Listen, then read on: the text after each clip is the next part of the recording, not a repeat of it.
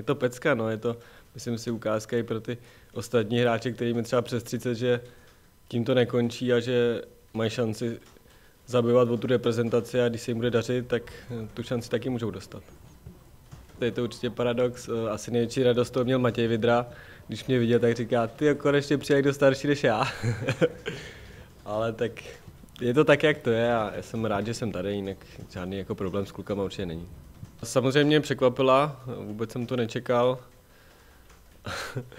To jsem za ní samozřejmě moc rád a jestli se stanu nejstarším debutantem, jako rekordy mám rád a uvidíme, jak to dopadne.